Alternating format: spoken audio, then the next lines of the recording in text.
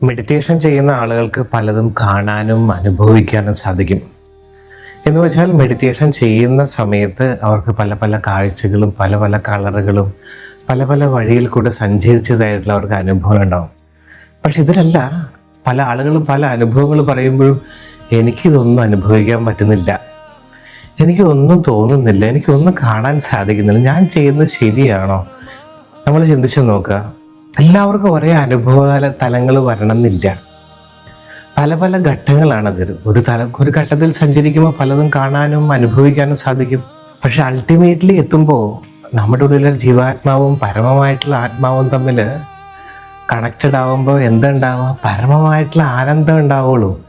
എന്ന് വെച്ചാൽ ആ സമയത്ത് നമ്മുടെ ശരീരം നിശ്ചലമാവും, ശരീരം അനങ്ങില്ല, വളരെ സ്റ്റേബിളാവും. ആ സമയത്ത് ഇടാപിങ്കട നാഡികളിൽ കൂടെ പ്രാണൻ നിശ്ചലമായി സുഷുപ്നയിൽ കൂടെ പ്രാണൻ ചലിച്ച് മൂലാധാരത്തിൽ നിന്ന് സഹസ്രാരത്തിലേക്ക് എത്തി അവിടെ പരമമായിട്ടുള്ള ആനന്ദാവസ്ഥ അനുഭവിക്കും. അപ്പോൾ ഉള്ളിൻ്റെ ഉള്ളിൽ എന്തെന്നില്ലാത്ത ആനന്ദത്തിൽ ഇങ്ങനെ ലയിച്ചിരിക്കും. ആ പരമമായിട്ടുള്ള ആനന്ദം വേറെ എവിടെ എന്ത് നിങ്ങൾ പൈസ കൊടുത്ത് മേടിച്ചാലും നിങ്ങൾക്ക് കിട്ടുന്ന സന്തോഷത്തിനേക്കാളും 100 ഇരട്ടി, 1000 ഇരട്ടി, 10,000 ഇരട്ടി, ലക്ഷക്കണക്കിന് ഇരട്ടി അനുഭവമായിരിക്കും.